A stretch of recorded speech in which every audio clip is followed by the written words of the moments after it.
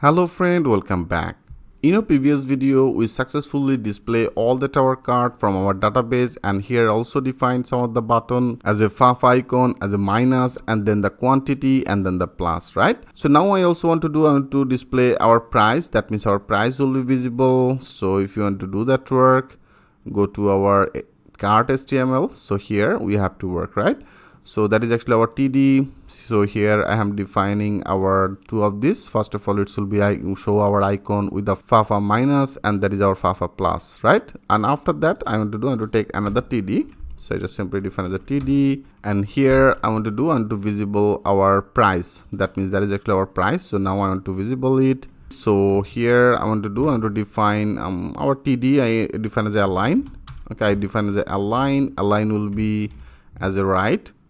So I just simply define as the right position, and then our dollar sign, because that is actually our price. So dollar, and after that, if you want to display that dollar, so I have already created that functionality. If you go to our model, that means in our app model area, here you can see I have already calculated that data with this function, right? That is our get total. So with this get total, it will be automatically calculated that our item and then into our quantity. That means right now I have the two items. So for this item, they have some of the unique price. So automatically it will be calculated that unique price with our quantity, then it will be show this price, right? So here I have already defined that things in our get total function. So now I want to actually use it. So I just simply copy it. So that is in our cart. So here I want to display it. So with this cart, I define our method. That means our function as a get total. So with this cart, I'd simply display our get total. Okay, so now let's check this out. If you now click as a save all, and now if you refresh it, yes, you can see it's now perfectly getting our total amount. So that is our one. For the one is a 15, and for this product unique price, if you go as a program is thinking not. So if you go to our home page, right now we don't need this. If you go to home page, so here you can see that is actually the product as a programming is thinking not. So this product I have added to. So our unique price as a 60. So right now you can see it's now showing as a double quantity, and then our total quantity as a 120. Okay friend, I hope you can well understand about it. So now we actually use that function, that is our function name, as a get total. So here I have already defined that condition into the total area. It will be added our item price, and then into our self. With this self I define the quantity. Okay, automatically it will be calculated that data, and then also here I define as a formatted our 2 decimal data will be visible. For the reasons here you can see after that our total amount is showing as a 2 decimal character. Okay, so it's perfect. And now I also want to define another remove button. So here in our cart HTML, into the cart HTML, that is our TD. So after this I take another one, I take another TD, and here I want to define on the ahref. Okay, into the ahref area I want to visible some of the name. It should be as a remove cart. Okay, remove cart. So here I just simply defining it, and also it should be as a button type. So better I want to define one of the class. So here I define as a btn danger, and then btn sm. Okay, so this type of one of the button I want to define. So now if you click as a save all, now refresh it, perfect. You can see now it's perfectly visible our remove cart. Okay, so better I want to do make the things as a not right. Here I define as a center. Okay, I define as a center, save all, refresh it. Yeah, you can see it's now into the center.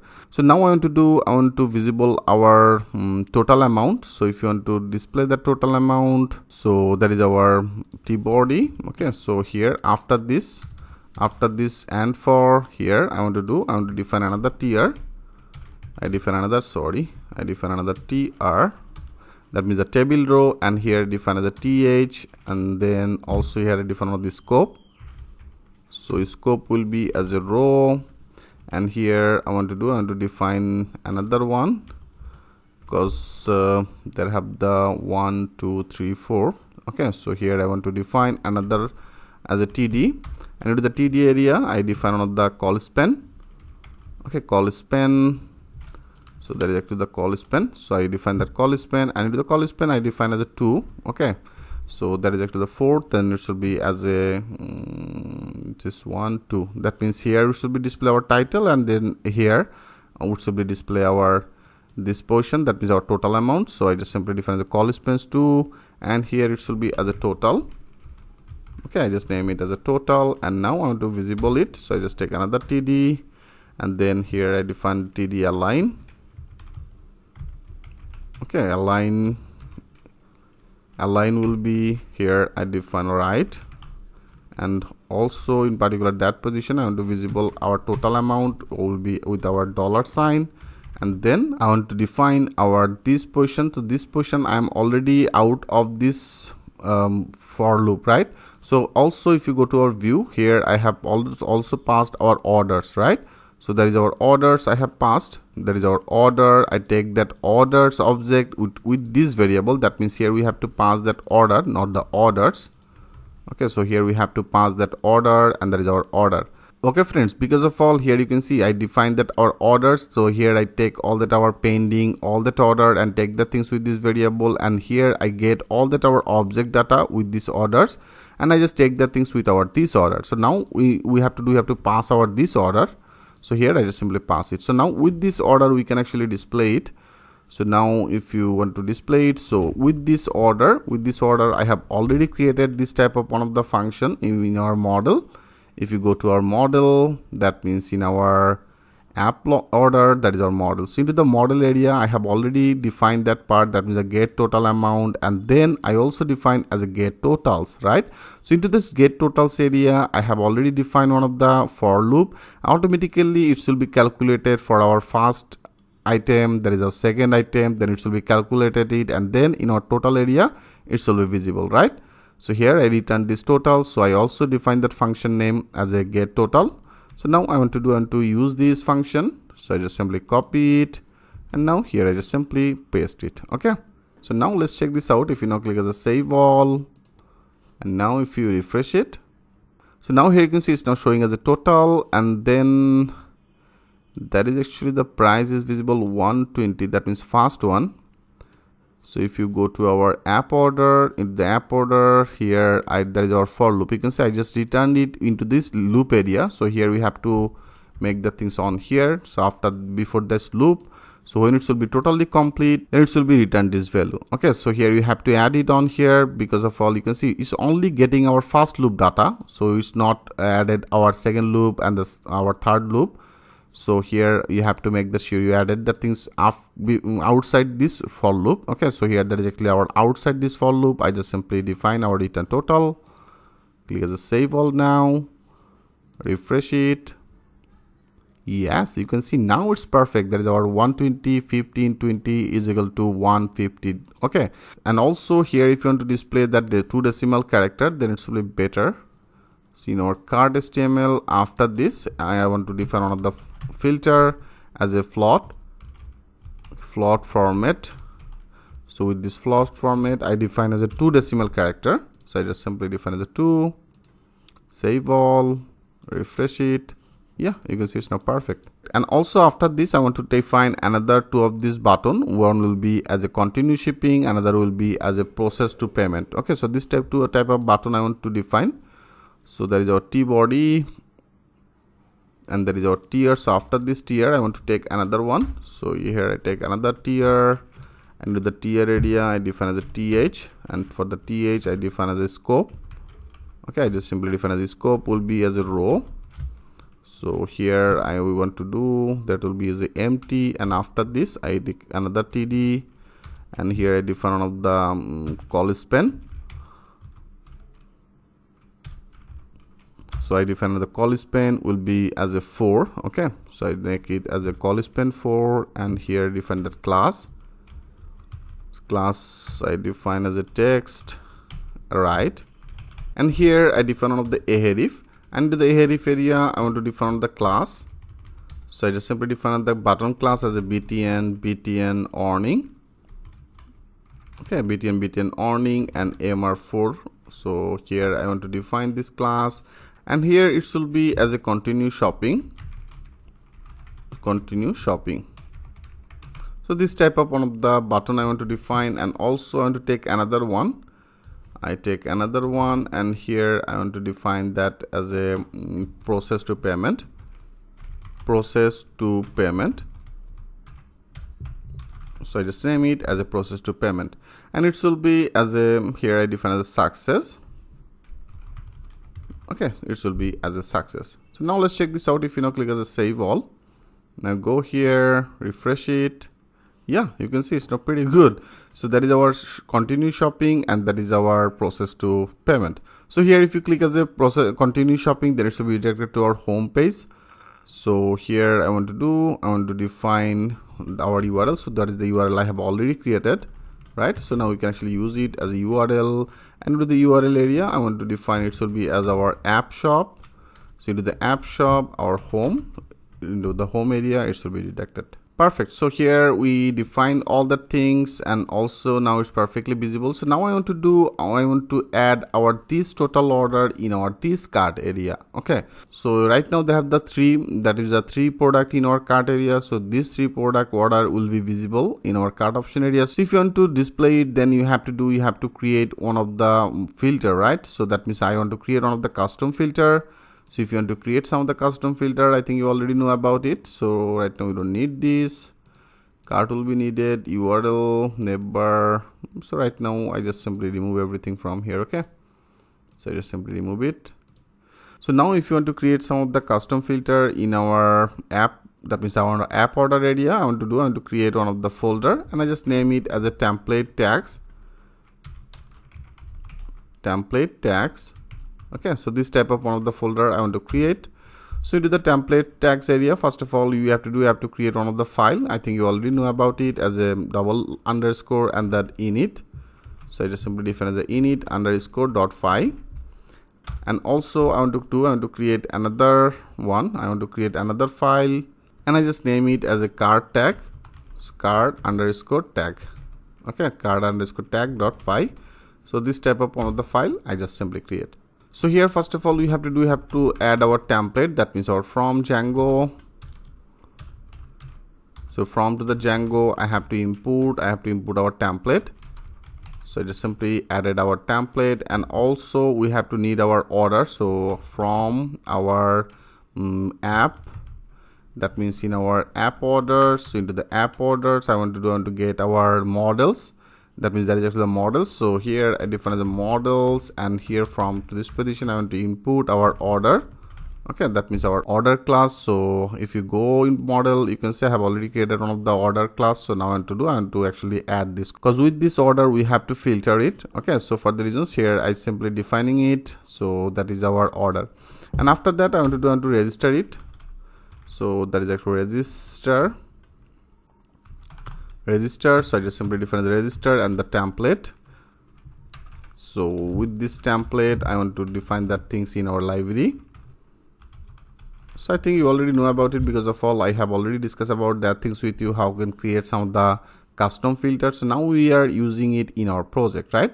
So here I define as a register and then template and then our library. So now I want to define our register. That means this register, I want to create one of the filter. So with this register and then our filter, so I just simply define the filter, and now I define our filter name as a cart underscore total.